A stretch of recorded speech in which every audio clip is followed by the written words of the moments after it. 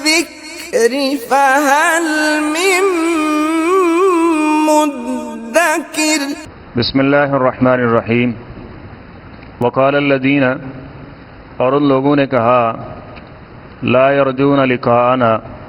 جو ہماری ملاقات کی امید نہیں رکھتے، لولا انزل علینا الملائکہ، کیوں نہیں اتارے گئے ہمارے اوپر فرشتے، او نرا ربنا، یا کیوں نہیں ہم نے دیکھا اپنے رب کو، لقد استکبروا فی انفسہم، یقیناً انہوں نے تکبر کیا اپنے آپ میں، واتوا عتوا کبیرا، اور ان نے سرکشی کی، بہت بڑی سرکشی کرنا، یوم یرون الملائکہ، جس دن وہ فرشتوں کو دیکھیں گے، لا بشرا یومئذ للمجرمین، اس دن مجرموں کے لیے کوئی خوشخبری نہیں ہوگی، ویقولون، اور وہ کہیں گے، ہجرا مہجورا، دوری ہے تمہارے لیے بہت دوری، وقدمنا الی ما عملوا من عمل، اور ہم آئیں گے ان کے ان اعمال کی طرف جو انہوں نے کیے، فجعلناہ ہباء منثورا، تو پھر ہم ان کو کر دیں گے ریزہ ریزہ بکھیر کر، اصحاب الجنہ، جنت والے، یومئذ، اس دن، خیر مستقرا، بہترین قرارگاہ میں ہوں گے، واحسن مقیلا، اور بہترین کیلولے والی جگہ پر، ویوم تشقق السماء بالغمام، اور جس دن پھٹ جائے گا آسمان بادلوں سمیت، ونزل الملائکہ، اور فرشتے تیزی سے اتریں گے، تنزیلا، اترنا، الملک یومئذ الحق، بادشاہی آج کے دن حقیقی طور پہ للرحمن، و رحمان کی ہی ہے، وکان یوما علی الکافرین عسیرا، اور ہے یہ دن کافروں پر بہت بھاری۔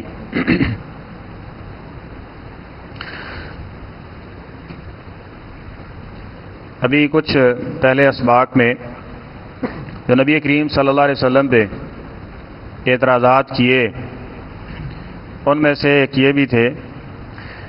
کہ اس کے ساتھ کوئی فرشتہ کیوں نہیں آتا، یا یہ ہمیں جس رب کی دعوت دیتا ہے اس کو دکھاتا کیوں نہیں ہے۔ تو یہ آج بھی اس معاشرے میں بعض قوالوں کی زبان پہ یہی چیزیں آتی ہیں، وہ معاذ اللہ ایسے جملے اللہ تعالیٰ کی ذات کے بارے میں کہتے ہیں کہ جو سن کے ایک مومن کا ایمان کھولنے لگ جاتا ہے، کہ ایک بدبخت کہتا ہے ہم تو جس رب کو، جن کو پوچھتے ہیں وہ ہمیں نظر بھی آتے ہیں اور ہماری حاجات کو بھی پورا کرتے ہیں، حالانکہ ایسا تو نہیں ہے۔ تو وہ کہتا ہے کہ وہ رب جو نہ سنتا ہے نہ دیکھتا ہے، اس گنگے بہرے رب کو کیا ماننا، یعنی اس اللہ کو جو ہی سننے والا ہے، جو ہی عطا کرنے والا ہے، اس کو کیا کہا کہ یہ نہ سنتا ہے معاذ اللہ، نہ ہی دیکھتا ہے، اور جن کے بارے میں اللہ نے کہا کہ یہ نہیں سنتے، ان کے بارے میں عقیدہ کیا ہے کہ یہی ہمارے حالات کو دیکھتے ہیں اور یہی ہمارے حالات کو جانتے ہیں۔ تو اسی طرح کی باتیں بنی اسرائیل نے بھی کہی تھی، اور فرمایا کہ دراصل یہ ہے کہ ان لوگوں کی آخرت کے اوپر کوئی یقین نہیں ہے۔ آخرت کے اوپر یقین کا مطلب کیا ہے کہ ہم نے جو عمل کیے ان کا ہمیں حساب و کتاب دینا ہے۔ جب یہ کہہ دیا جائے گا نا فلانا بخشوا لے گا، فلانا بخشوا لے گا، تو انہوں عمل کرنے کی ضرورت ہے، میں تو بخشایا ہوں۔ اس لیے نبی کریم صلی اللہ علیہ وسلم نے اور قرآن پاک نے یہ مثالیں دے دے کے سمجھایا ہے کہ کسی کی قربت اور کسی کی رشتہ داری تمہیں کچھ فائدہ نہیں دے گی اگر تمہارے پلے عمل نہ ہوئے۔ نوح علیہ السلام کا بیٹا ہے، ابراہیم علیہ السلام کا باپ ہے، ٹھیک ہے، اور انبیاء کرام کی بیویاں ہیں، اور اسی طرح نبی کریم صلی اللہ علیہ وسلم کا چچا تبت یدا ابی لہب وتب، یہ آیات اس کے بارے میں سنائی جا رہی ہیں۔ اور نبی کریم صلی اللہ علیہ وسلم نے خاتون جنت اپنی بیٹی سیدہ فاطمہ الزہرا رضی اللہ تعالی عنہا کے بارے میں ان کو مخاطب کرتے ہوئے کہا تھا، یا فاطمہ بنت محمد، اے محمد صلی اللہ علیہ وسلم کی بیٹی فاطمہ، دنیاوی مال جو اللہ نے مجھے دیا ہے اس میں سے جو آپ کا جی چاہتا ہے وہ مجھ سے سوال کرو، میں آپ کو دے دوں گا، لیکن اعملی، عمل کر کے آنا، فإنی لا أغنی عنک من اللہ شیئا، قیامت کے دن یہ نہ سمجھنا کہ میں محمد صلی اللہ علیہ وسلم کی بیٹی ہوں اور اسی وجہ سے میں جنت میں چلی جاؤں گی، وہاں عمل کے ساتھ ہی انسان کے فیصلے ہونے ہیں۔ تو جو لوگ یوں کرتے ہیں یہ بھی ان کا آخرت کے اوپر یقین نہیں تھا، اور یہی مشرکین مکہ تھے کہ ہمیں یہ ہؤلاء شفاعؤنا عند اللہ، جب ہم اپنے عملوں کی وجہ سے پکڑے جائیں گے تو یہ ہماری سفارش کر کے ہمیں جنت میں لے جائیں گے۔ تو ایسے لوگوں کے بارے میں کہا کہ وقال الذین لا یرجون لقاءنا، جو ہماری ملاقات کی یعنی آخرت کی امید نہیں رکھتے، حساب و کتاب پہ ان کو کوئی یقین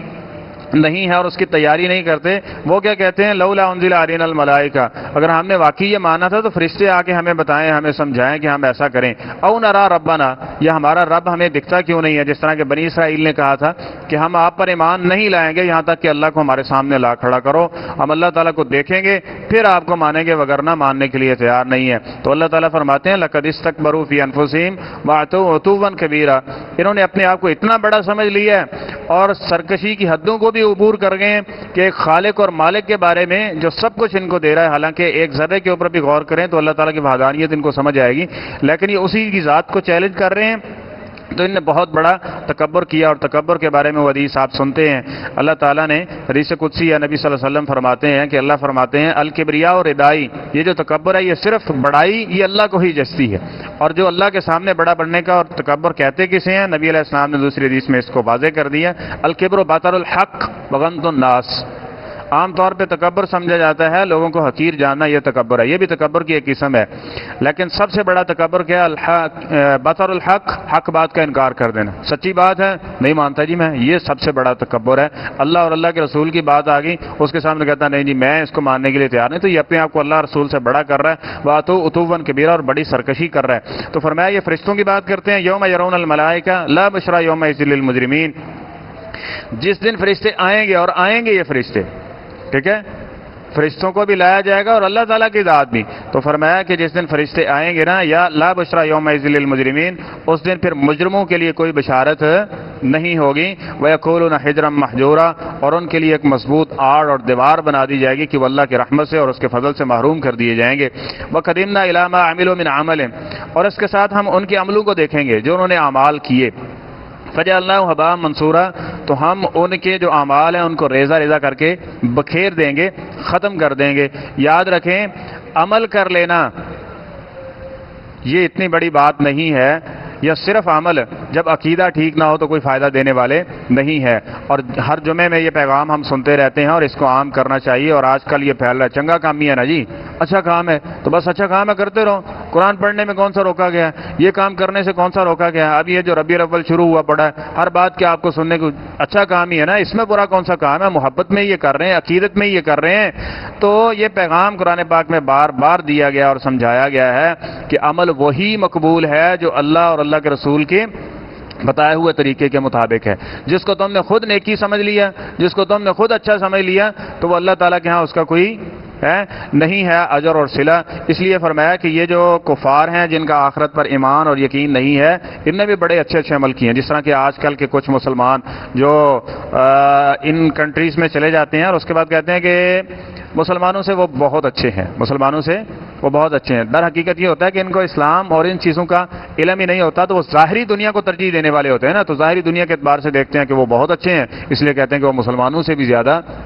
اچھے ہیں۔ اور یاد رکھیں اسلام نے تو یہ نظریہ دیا ہے جو نبی کریم صلی اللہ علیہ وسلم کو ماننے والا نہیں ہے نا، قرآن پاک کو اور اللہ تعالیٰ کی ذات کو ماننے والا نہیں ہے، وہ دنیاوی اعتبار سے سب سے اچھا بھی ہو جائے وہ سب سے برا ہے۔ جس کو اتنی سمجھ نہیں آئی کہ اللہ کو بھی ماننا ہے اور اللہ کے رسول کے بھی کچھ حقوق ہیں اس کو بھی ادا کرنے، جو اللہ رسول کے حق ادا نہیں کر رہا وہ تمہارے ہمارے حق ادا کر رہا ہے، تو وہ ظاہری دنیا کے مفاد کے لیے کر رہا ہے، وہ اللہ کی رضا کے لیے نہیں کر رہا، اور مومن سب سے پہلے اللہ کی رضا کے لیے یہ سارا کچھ کام کرتا ہے۔ اور اب جو وہ بہت سارے اچھے اعمال کرتے ہیں تو کیا ہوگا، فجعلناہ ھباء منصورا، ہم ان کے سارے اعمال کو کیا کر دیں گے، ضائع کر دیں گے، ٹھیک ہے۔ اور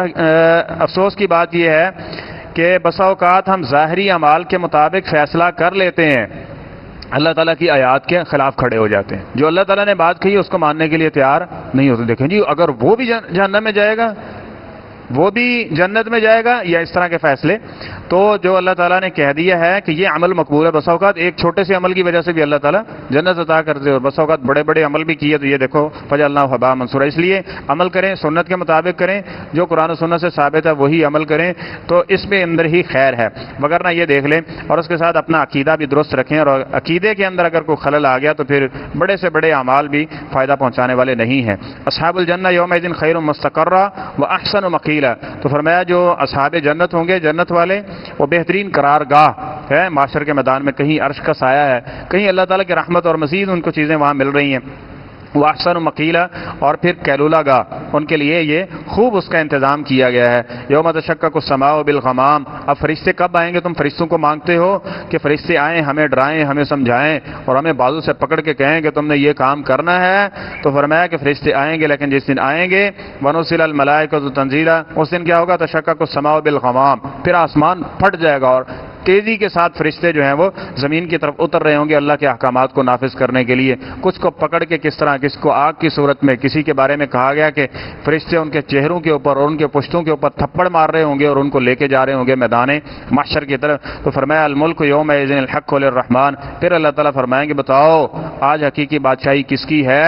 آج حقیقی بادشاہی صرف رحمان کو زیب دیتی ہے اور اسی کی ہی ہے۔ وکان یوما علی الکافرین عسیرا، اور جس نے اللہ تعالیٰ کی احکامات کا اور اس کی باتوں کا انکار کیا، کفر کیا، اس کے لیے یہ دن انتہائی